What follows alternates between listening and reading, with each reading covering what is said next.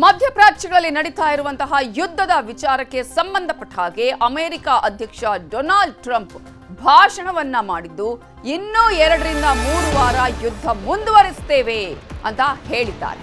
2-3 ವಾರ ದೊಡ್ಡ ದಾಳಿ ಮಾಡ್ತೇವೆ, ನಾವು ಇರಾನ್ನ ಎಲ್ಲ ನಾಯಕರನ್ನ ಕೊಂದಿದ್ದೇವೆ, ಇರಾನ್ ವಾಯುಸೇನೆಯಲ್ಲಿ ಏನೂ ಉಳಿದಿಲ್ಲ ಅಂತ ಹೇಳಿ ಡೊನಾಲ್ಡ್ ಟ್ರಂಪ್ ಭಾಷಣದಲ್ಲಿ ಹೇಳಿದ್ದಾರೆ. ಇನ್ನು ಅಣ್ವಸ್ತ್ರ ಬಳಕೆ ಮಾಡಿದ್ರೆ ನಾವು ಸುಮ್ಮನೆ ಬಿಡಲ್ಲ ಅನ್ನುವಂತಹ ಎಚ್ಚರಿಕೆಯನ್ನ ಕೂಡ ಡೊನಾಲ್ಡ್ ಟ್ರಂಪ್ ಮಾಡಿರುವಂಥದ್ದು. ಒಬಾಮಾ ಮಾಡಿದ ಅಣ್ವಸ್ತ್ರ ಒಪ್ಪಂದವನ್ನ ಕ್ಯಾನ್ಸಲ್ ಮಾಡಿದ್ದೇವೆ ಅಂತಾನು ಇದೇ ಸಂದರ್ಭದಲ್ಲಿ ಡೊನಾಲ್ಡ್ ಟ್ರಂಪ್ ಹೇಳಿದ್ದಾರೆ. ಇನ್ನೂ 2-3 ವಾರಗಳ ಕಾಲ ಯುದ್ಧವನ್ನ ಮುಂದುವರಿಸ್ತೇವೆ, ಇರಾನ್ನ ಪ್ರಮುಖ ನಾಯಕರು ಯಾರು ಕೂಡ ಉಳಿದಿಲ್ಲ ಅನ್ನೋದರ ಜೊತೆಗೆ ಅಣ್ವಸ್ತ್ರ ಬಳಕೆಯ ವಿಚಾರಕ್ಕೆ ಸಂಬಂಧಪಟ್ಟ ಹಾಗೆ ಕೂಡ ಎಚ್ಚರಿಕೆಯನ್ನ ಕೊಟ್ಟಿದ್ದಾರೆ ಡೊನಾಲ್ಡ್ ಟ್ರಂಪ್ ಅವರು. ಈಗಾಗಲೇ ಅಣ್ವಸ್ತ್ರ ಬಳಕೆ ಮಾಡಿದರೆ ನಾವು ಸುಮ್ಮನೆ ಬಿಡಲ್ಲ ಅನ್ನುವಂತಹ ಎಚ್ಚರಿಕೆಯನ್ನ ಕೊಟ್ಟಿದ್ದು, ಒಬಾಮಾ ಮಾಡಿದ ಅಣ್ವಸ್ತ್ರ ಒಪ್ಪಂದವನ್ನ ರದ್ದು ಮಾಡಿದ್ದೇವೆ, ನಮಗೆ ಇರಾನ್ ಸೌದಿ ಅರೇಬಿಯಾದ ತೈಲ ಬೇಡ ಅಂತ ಹೇಳಿದ್ದಾರೆ. ನಮ್ಮ ಅಮೆರಿಕದಲ್ಲೇ ಬೇಕಾದಷ್ಟು ಗ್ಯಾಸ್ ಉತ್ಪಾದನೆ ಆಗ್ತಾ ಇದೆ, ನಮಗೆ ಹರ್ಮುಜ್ ಜಲಸಂಧಿಯ ಅಗತ್ಯವೇ ಇಲ್ಲ, ವೆನಿಜುವೆಲಾದಿಂದ ನಮಗೆ ಕಚ್ಚಾ ತೈಲ ಬರುತ್ತೆ ಅಂತ ಹೇಳಿದ್ದಾರೆ ಅಮೆರಿಕ ಅಧ್ಯಕ್ಷ ಡೊನಾಲ್ಡ್ ಟ್ರಂಪ್. ಈ ಮೂಲಕ ಯುದ್ಧ ಇನ್ನೂ ಕೂಡ 2-3 ವಾರಗಳ ಕಾಲ ಮುಂದುವರಿಯುತ್ತೆ ಅನ್ನೋದನ್ನ ಹೇಳೋದ್ರ ಮೂಲಕ ಈಗ ಎಲ್ಲ ದೇಶಗಳಿಗೂ ಆತಂಕವನ್ನ ಉಂಟು ಮಾಡಿದ್ದಾರೆ. Economy is strong and improving by the day, and it will soon be roaring back like never before. It will top the levels that it was a month ago. I've made clear from the beginning of Operation Epic Fury that we will continue until our objectives are fully achieved.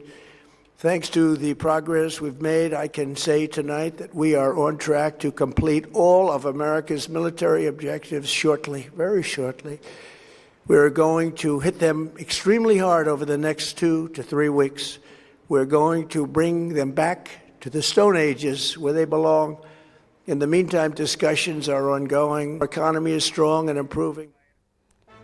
ಇನ್ನು 2-3 ವಾರಗಳ ಕಾಲ ಯುದ್ಧ ಹೀಗೆ ಮುಂದುವರೆದರೆ ಪರಿಸ್ಥಿತಿ ಏನು ಅನ್ನೋದು, ದೇಶಕ್ಕೆ ಭಾರಿ ಆರ್ಥಿಕ ಸಂಕಷ್ಟ ಉಂಟಾಗುವಂತಹ ಎಲ್ಲಾ ಸಾಧ್ಯತೆಗಳು ಕೂಡ ಇದೆ. ಕಚ್ಚಾ ತೈಲದ ಪೂರೈಕೆಯಲ್ಲಿ ಸಾಕಷ್ಟು ವ್ಯತ್ಯಯ ಆಗ್ತಾ ಇದೆ, ಈಗಾಗಲೇ ಇನ್ನೂ ಕೂಡ ಅದು ಜಾಸ್ತಿ ಆಗುವ ಸಾಧ್ಯತೆಗಳು ಇದೆ. ಪೆಟ್ರೋಲ್ ಡೀಸೆಲ್ ಬೆಲೆ ಇನ್ನಷ್ಟು ಏರುತ್ತಾ ಅನ್ನುವಂತಹ ಪ್ರಶ್ನೆ, ಆತಂಕ ಈಗ ಎಲ್ರಿಗೂ ಇದೆ. ಆಟ್ ಗ್ಯಾಸೋ ದರ 120 ರೂಪಾಯಿ ಆಗುತ್ತೆ, ಈಗಾಗಲೇ 100-105 ರೂಪಾಯಿಯನ್ನು ತೆಗೆದುಕೊಳ್ತಾ ಇದ್ದಾರೆ ಬಂಕ್ಗಳಲ್ಲಿ. 120 ರೂಪಾಯಿಗೂ ಏರಿದ್ರು ಕೂಡ ಆಶ್ಚರ್ಯ ಇಲ್ಲ.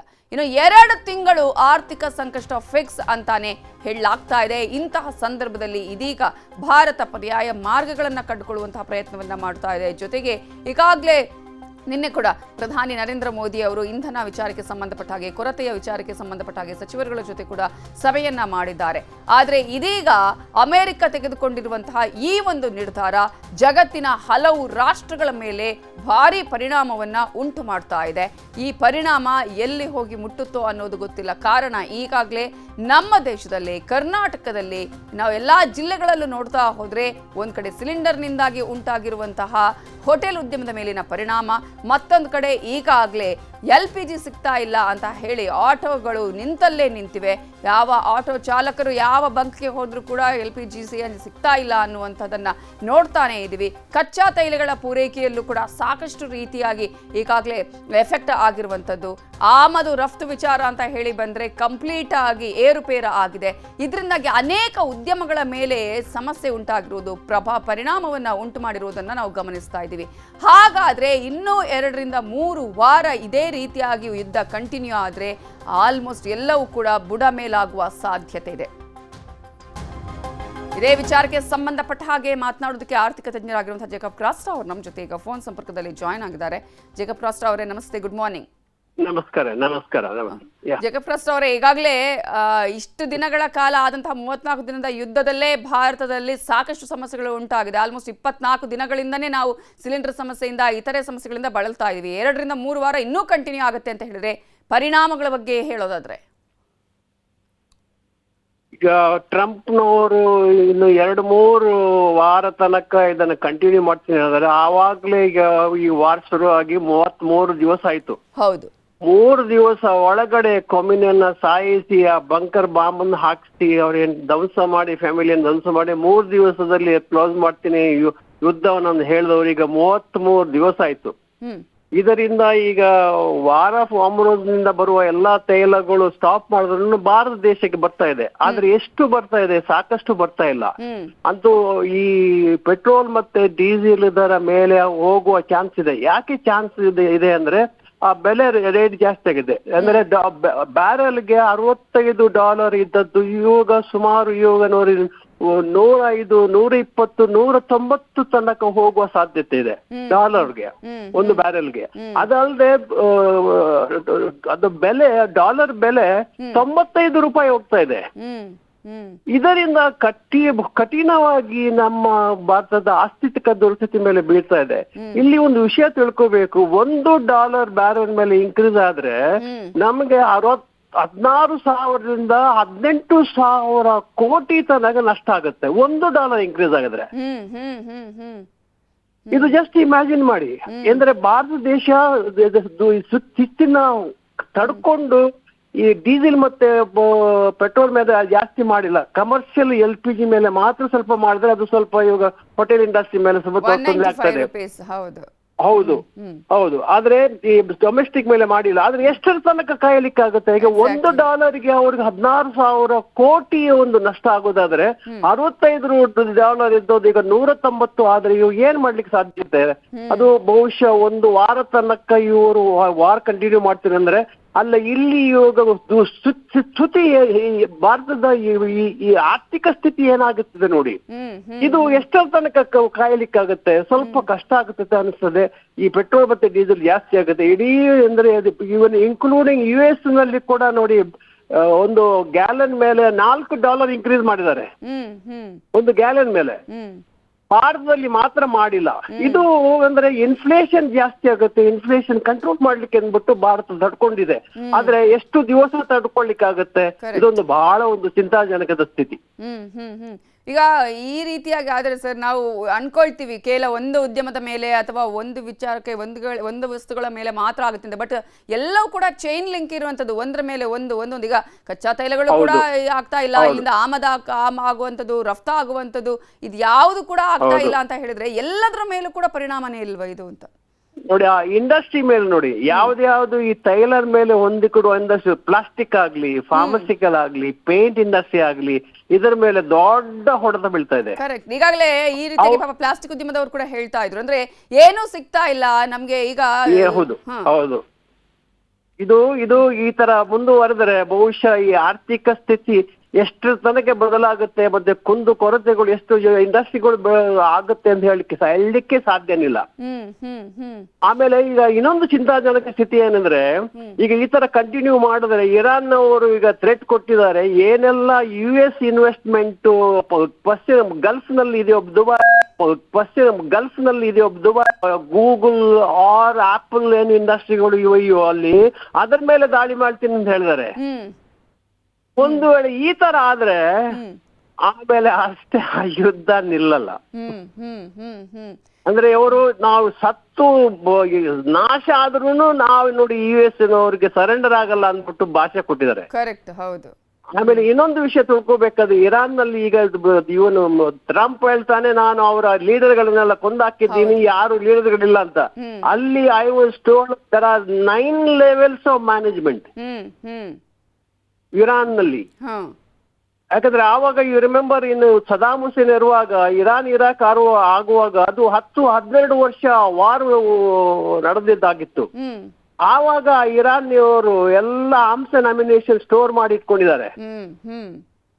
ಆಮೇಲೆ ಈ USA ನಿಂದ ಇವರು ಕ್ಷಿಪಣಿಗಳನ್ನು ಹಾಕಿದ್ರೆ ಇವರು ಡ್ರೋನ್ ಮುಖಾಂತರ ನೋಡಿ ಅದನ್ನ ಅಂದ್ರೆ 1000 ಗಟ್ಟಲೆಯಿಂದ ಅದನ್ನು ನಾಶ ಮಾಡ್ತಾರೆ. ಅವ್ರು ಲಕ್ಷ ಗಟ್ಟಲೆ ಅವ್ರಿಗೆ ನಾಶ ಆಗ್ತದೆ USAಗೆ. ಎಸ್, ನಾವೆಲ್ಲರೂ ಈಗ ಆತಂಕದಲ್ಲೇ ಇರುವಂತಹ ಪರಿಸ್ಥಿತಿ ಎದುರಾಗಿದೆ ಇಲ್ಲಿ. Thank you so much Jacob Crasta ಅವರೇ ನ್ಯೂಸ್ 18 ಜೊತೆ ಮಾತನಾಡಿದ್ದಕ್ಕಾಗಿ. ಇನ್ನು ಇದೇ ವಿಚಾರಕ್ಕೆ ಸಂಬಂಧಪಟ್ಟ ಹಾಗೆ ಇನ್ನಷ್ಟು ಮಾಹಿತಿಯನ್ನ ಕೊಡೋದಕ್ಕೆ ನಮ್ಮ ಜೊತೆ ಈಗ ಹೂಡಿಕೆ ತಜ್ಞರಾಗಿರುವಂತಹ ರುದ್ರಮೂರ್ತಿ ಅವರು ಫೋನ್ ಸಂಪರ್ಕದಲ್ಲಿ ಜಾಯ್ನ್ ಆಗಿದ್ದಾರೆ. Good morning. ನಮಸ್ತೆ ರುದ್ರಮೂರ್ತಿ ಅವರೇ. ನಮಸ್ತೆ ಮೇಡಮ್. ಗುಡ್ ಮಾರ್ನಿಂಗ್ ಅಂತ ಹೇಳ್ಬೋದಾ? ಅಮೆರಿಕ ಇರಾನ್ನ ನಡುವಿನ ಯುದ್ಧದ ಪರಿಸ್ಥಿತಿನ ನೋಡಿದ್ರೆ ಅದು ನೀವ್ ಯಾವ ಕಡೆ ಎಂಟಿ ಆಫ್ ದಿ ಗ್ಲಾಸ್ ನೋಡ್ತೀರಾ ಇಲ್ಲ ಫಿಲ್ಡ್ ಗ್ಲಾಸ್ ಪೋರ್ಷನ್ ನೋಡ್ತೀರಾ ಅನ್ನೋದ್ರ ಮೇಲೆ ಡಿಪೆಂಡ್ ಆಗುತ್ತೆ. ಖಂಡಿತವಾಗ್ಲೂ ಈ ಯುದ್ಧ ಯಾರಿಗೂ ಕೂಡ ಪ್ರಯೋಜನ ಇಲ್ಲ. ಅಮೆರಿಕಾಗೂ ಇಲ್ಲ, ಇರಾನ್ಗೂ ಇಲ್ಲ, ಇಸ್ರೇಲ್ಗೂ ಇಲ್ಲ, ಅಥವಾ ಇಡೀ ವಿಶ್ವದಲ್ಲಿ ಯಾವ ದೇಶಕ್ಕೂ ಇದು ಒಳ್ಳೇದಂತೂ ಮಾಡ್ತಾ ಇಲ್ಲ. ನೋಡಿ, ಮುಖ್ಯವಾಗಿ ಇರಾನ್, ಇಸ್ರೇಲ್, USA ಅಲ್ಲೆಲ್ಲೋ ಯುದ್ಧ ನಡೀತಿದ್ರು ಕೂಡ ಭಾರತ ದೇಶ ಕಚ್ಚಾ ತೈಲದ ಮೇಲೆ ಭಾರಿ ಇಂಪೋರ್ಟ್ಸ್ ಮೇಲೆ ಡಿಪೆಂಡೆಂಟ್ ಆಗಿರೋದ್ರಿಂದ ಖಂಡಿತವಾಗ್ಲೂ ನಮಗೆ ತುಂಬಾ ನೆಗೆಟಿವ್ ಇಂಪ್ಯಾಕ್ಟ್ ಅನ್ನ ಕೊಡುತ್ತೆ. ಒಂದು, ನಮ್ಮ ಪ್ರಗತಿ ಅಥವಾ GDP ಗ್ರೋತ್ ರೇಟು ಖಂಡಿತ 1% ಇಳಿಕೆ ಆಗುವ ಸಾಧ್ಯತೆಗಳು ಬಹಳಷ್ಟು ಇದೆ. ಏನು 7-7.5% ಗ್ರೋತ್ ರೇಟ್ ಇತ್ತು, ಅದಿವಾಗ 6-6.5%ಗೆ ಈ ವರ್ಷ ಬರುವ ಸಾಧ್ಯತೆ ತುಂಬಾನೇ ಇದೆ, ಬಂದೇ ಬರುತ್ತೆ. ಎರಡನೇದಾಗಿ, ಹಣದುಬ್ಬರ ಅಥವಾ ಇನ್ಫ್ಲೇಷನ್ ಅಂತ ನಾವೇನ್ ಕರಿತೀವಿ, ಈ ಕಚ್ಚಾ ತೈಲದ ಬೆಲೆಗಳ ಮೇಲೋಯ್ತು ಅಂದ್ರೆ ಎಲ್ಲಾ ಬೆಲೆಗಳು, ದಿನನಿತ್ಯ ಬಳಸುವಂತಹ ಎಲ್ಲಾ ವಸ್ತುಗಳ ಬೆಲೆಗಳು ಕೂಡ ಮೇಲ್ ಹೋಗುತ್ತೆ. ಈ ಕಚ್ಚಾ ತೈಲ ಅಂತಾರಾಷ್ಟ್ರೀಯ ಮಾರುಕಟ್ಟೆಯಲ್ಲಿ $105 ಪ್ರತಿ ಬ್ಯಾರಲ್ಗೆ ಟ್ರೇಡ್ ಆಗ್ತಾ ಇದೆ. ಎರಡನೇದಾಗಿ, ರೂಪಾಯಿ ಮೌಲ್ಯ ಭಾರಿ ಕುಸಿತವನ್ನ ಕಾಣ್ತಾ ಇದೆ. ಈಗ ಹತ್ತತ್ರ $93, $94 ಕೂಡ ಪ್ರತಿ ಡಾಲರ್ಗೆ ರೂಪಾಯಿನ ಮೌಲ್ಯ ತಲುಪಿದೆ. ಹಾಗೂ ದಿನನಿತ್ಯ ಬಳಸುವ ಎಲ್ಲಾ ವಸ್ತುಗಳು ಕೂಡ ಇವಾಗ ಜಾಸ್ತಿ ಆಗುತ್ತೆ. ಸೊ ನೀವು ಹಾಲು, ಹಣ್ಣು, ತರಕಾರಿ, ಗೋಧಿ, ಅಕ್ಕಿ, ಬೇಳೆ, ಸೊ ಯಾವಾಗ ಸಾಗಾಣಿಕೆ ವೆಚ್ಚ ಜಾಸ್ತಿ ಆಗುತ್ತೆ ಈ ಕಚ್ಚಾ ತೈಲ ಮೇಲ್ಗಡೆ ಹೋಗೋದ್ರಿಂದ, ಸೊ ಇನ್ಫ್ಲೇಷನ್ ಇಂದ ಖಂಡಿತವಾಗ್ಲೂ ಕೂಡ ಬರುವ 1 ವರ್ಷ ಏನಿದೆ, ಈ ಯುದ್ಧ ಇಮಿಡಿಯೇಟ್ ಆಗಿ ನಿಂತರೂ ಕೂಡ ಅದು ಮಾಡಿರುವ ಡ್ಯಾಮೇಜ್ ಏನಿದೆ, ಹಾನಿ ಏನಿದೆ, ಅದರಿಂದ ಚೇತರಿಸ್ಕೊಳೋದಕ್ಕೆ ಮಿನಿಮಮ್ 6 ತಿಂಗಳು ಬೇಕಾಗುತ್ತೆ ಅಂತ ಹೇಳ್ತೀನಿ. ಸೊ ದೇವ್ರು ಒಳ್ಳೆ ಬುದ್ಧಿ ಕೊಟ್ಟು ಟ್ರಂಪ್ ಈ ಯುದ್ಧವನ್ನ ಬೇಗ ನಿಲ್ಲಿಸ್ಲಿ. ಇನ್ನು 2-3 ವಾರ ಅಂತ ಹೇಳ್ತಾನೆ ಇದಾರಲ್ಲ, ಇದುವೇ ಈಗ ಮತ್ತಷ್ಟು ಟೆನ್ಷನ್ಗೆ ಕಾರಣ ಆಗ್ತಿರೋದು ಎಲ್ಲಾ ದೇಶಗಳಿಗೂ ಅಂತ ಹೇಳಿ. ಯಾಕಂದ್ರೆ ಎಷ್ಟೇ ದೇಶಗಳು ವಿರೋಧಿಸಿದ್ರು ಕೂಡ ನಂದೇ ಅನ್ನೋ ರೀತಿಯಲ್ಲೇ ಈ ವರ್ತನೆ ಮಾಡ್ತಾ ಇರೋದ್ರಿಂದ ಖಂಡಿತ. ನೋಡಿ, ಟ್ರಂಪ್ ಒಂದ್ ಕಡೆ ಇನ್ನ 2-3 ವಾರ ಯುದ್ಧ ಮುಂದುವರಿಸ್ತೀನಿ ಅಂತ ಹೇಳ್ತಾರೆ, ಮತ್ತೊಂದ್ ಕಡೆ ಹೇಳ್ತಾರೆ ಸ್ಟ್ರೈಟ್ ಆಫ್ಗೂ ನಮಗೂ ಸಂಬಂಧ ಇಲ್ಲ. ಯುರೋಪಿಯನ್ ರಾಷ್ಟ್ರಗಳು ಯಾರ್ಯಾರು ಇದ್ದೀರಾ, ನೀವೇ ಡೈರೆಕ್ಟ್ ಆಗಿ ಹೋಗಿ ಸ್ಟ್ರೈಟ್ ಆಫ್ ಹಾರ್ಮಸ್ ಅನ್ನ ಬಿಡುಗಡೆ ಮಾಡ್ಕೊಂಡು ನಿಮ್ಗೇನ್ ಅಲ್ಲಿಂದ ಕಚ್ಚಾ ತೈಲ ಬೇಕು ನೀವೇ ತಗೊಳ್ಳಿ, ನನಗೂ ಅದಕ್ಕೂ ಸಂಬಂಧ ಇಲ್ಲ ಅಂತಾರೆ. ಮತ್ತೊಂದ್ ಕಡೆ ಬಂದ್ ಹೇಳ್ತಾರೆ ನಾನ್ ಖಂಡಿತವಾಗ್ಲೂ ಸ್ಟ್ರೈಟ್ ಆಫ್ ಹಾರ್ಮಸ್ ಅನ್ನ ಓಪನ್ ಮಾಡೋದಕ್ಕೆ ಎಲ್ಲಾ ಪ್ರಯತ್ನ ಪಡ್ತಿದ್ದೀನಿ ಅಂತ. ಇನ್ನೊಂದ್ ಕಡೆ ಹೇಳ್ತಾರೆ ನಾನು ಇರಾನ್ ಜೊತೆ ಮಾತುಕತೆ ಮಾಡ್ತಾ ಇದ್ದೀನಿ, ಬೇಗ ಯುದ್ಧ ಮುಗಿಯುತ್ತೆ ಅಂತ. ತಿರುಗಿ ಇವತ್ತು ಬಂದ್ ಹೇಳ್ತಾರೆ ಇಲ್ಲ, ಇನ್ನ 2-3 ವಾರ ಯುದ್ಧ ಮುಂದುವರಿಯುತ್ತೆ ಅಂತ. ಸೊ ಟ್ರಂಪ್ ಏನ್ ಹೇಳ್ತಾರೆ ಟ್ರಂಪ್ಗೆ ಅರ್ಥ ಆಗ್ತಿಲ್ಲ, ಇನ್ ಬೇರೆಯವ್ರಿಗೆ ಖಂಡಿತವಾಗ್ಲೂ ಅರ್ಥ ಆಗಲ್ಲ. ಸೊ ಪ್ರತಿ ನಿಮಿಷ, ಪ್ರತಿ ಕ್ಷಣ ಒಂದೊಂದು ಮಾಹಿತಿಗಳನ್ನ ಕೊಡ್ಕೊಂಡು ಹೋಗ್ತಾ ಇದಾರೆ. ಖಂಡಿತ ಇದರಿಂದ ಯಾರಿಗೂ ಕೂಡ, ಯಾವ ದೇಶಕ್ಕೂ ಕೂಡ ಒಳ್ಳೇದಿಲ್ಲ. ಆದ್ರೆ ಖಂಡಿತ ಜನರು ಏನ್ ಮಾಡ್ಬೇಕಿಂತ ಸಮಯದಲ್ಲಿ ಅಂದ್ರೆ ಪ್ಯಾನಿಕ್ ಆಗಬಾರ್ದು. ನಂಬರ್ 1 ಆಯ್ತು, ಈ ಲೋಯೆಸ್ಟ್ ಲೆವೆಲ್ಸ್ ಬಂದ್ಬಿಡ್ತು, ನನ್ನ ಹತ್ರ ಇರೋ ಶೇರ್ ಎಲ್ಲ ಮಾರ್ಕೊಂಡು ಹೋಗ್ಬಿಡೋಣ, 0 ಬಂದ್ಬಿಡುತ್ತೆ ಶೇರು, ಈ ತರ ಪ್ಯಾನಿಕ್ ಆಗದೆ ಖಂಡಿತವಾಗ್ಲೂ ಹೂಡಿಕೆಗಳನ್ನ ಈ ರೇಟ್ಸ್ ಗಳಲ್ಲಿ ಮಾರಾಟ ಮಾಡಬಾರ್ದು. ಇದು ಒನ್ಸ್ ಇನ್ ಡಿಕೇಡ್ ಅಂತ ಹೇಳ್ತೀನಿ. ಅಂದ್ರೆ 10 ವರ್ಷಕ್ಕೆ ಒಂದ್ಸಲ ಈ ತರದ ಸಿಚುವೇಶನ್ ಬಂದೇ ಬರುತ್ತೆ. ನೀವು ಕಳೆದ 10 ವರ್ಷದಲ್ಲಿ ನೋಡ್ತಾ ಹೋಗ್ತು ಅಂದ್ರೂ ಕೂಡ 2018, 19, 20 ಆ ಪೀರಿಯಡ್ ವೆರಿ ಡೇಂಜರಸ್ ಪೀರಿಯಡ್ ಇತ್ತು. ಕೋವಿಡ್ ನೋಡಿದ್ರಿ, ಅದ್ರ ಮುಂಚೆ ನೋಡಿದ್ರೆ ಲೇಮನ್ ಬ್ರದರ್ ಕ್ರೈಸಿಸ್ 2008ರಲ್ಲಿ ನೋಡಿದ್ವಿ. ಸೊ ಈ ತರ ಯಾವ್ದೇ ಕ್ರೈಸಿಸ್ ಬಂದ್ರೂ ಕೂಡ ಒಂದ್ 3 ತಿಂಗಳು 6 ತಿಂಗಳು ನೀವು ಅದನ್ನ ಖಂಡಿತ ವಿತ್ಸ್ಟ್ಯಾಂಡ್ ಮಾಡಿದ್ರೆ ಅಥವಾ ನೀವು ಅದನ್ನ ರೆಸಿಸ್ಟ್ ಮಾಡಿದ್ರೆ ಮುಂದಿನ 2 ವರ್ಷ 3 ವರ್ಷದಲ್ಲಿ ಭಾರಿ ಪ್ರಮಾಣದ ಲಾಭವನ್ನು ಕೂಡ ಹೂಡಿಕೆಯಲ್ಲಿ ಮಾಡ್ತೀವಿ. ಸೊ ಹಾಗಾಗಿ ಸಾಮಾನ್ಯ ಜನರು ನಂಬರ್ 1 ಪ್ಯಾನಿಕ್ ಆಗ್ಬೇಡಿ. ನಂಬರ್ 2, ಈ ಲೆವೆಲ್ಸ್ ಗಳಲ್ಲಿ ಖಂಡಿತ ಶೇರ್ಸ್ ಎಲ್ಲಾನು ಸೇಲ್ ಮಾಡೋದು ಅಥವಾ ಚಿನ್ನ ಬೆಳ್ಳಿನೂ ಕಡಿಮೆ ಆಗೋಯ್ತು ಈ ರೇಟ್ ಅಲ್ಲಿ ಮಾರ್ಬಿಡೋಣ ಅನ್ನೋದು, ಈ ತರ ಮಿಸ್ಟೇಕ್ ಗಳನ್ನ ಮಾಡಬಾರ್ದು. ಹೂಡಿಕೆಗಳನ್ನ ಖಂಡಿತ ಸ್ಟ್ರಾಂಗ್ ಆಗಿ ಹೋಲ್ಡ್ ಮಾಡಿ ದೀರ್ಘಾವಧಿಗೆ ಯೋಚನೆ ಮಾಡಿ, ಲಾಂಗ್ ಟರ್ಮ್ಗೆ. ಇದೆಲ್ಲಾನು ನಿಮಗೆ ಮುಂದಿನ ದಿನಗಳಲ್ಲಿ ಒಳ್ಳೆ ಆಪರ್ಚುನಿಟಿ ಇತ್ತು, ನಾನು ಖರೀದಿ ಮಾಡಬೇಕಿತ್ತು ಅಂತ ಖಂಡಿತ ರಿಪೆಂಡ್ ಮಾಡೋರು ತುಂಬಾ ಜನ ಮುಂದೆ ಸಿಗ್ತಾರೆ. Okay, yes, fine, thank you Rudramurthy ಅವರೇ, ನ್ಯೂಸ್ 18 ಜೊತೆ ಮಾತನಾಡಿದ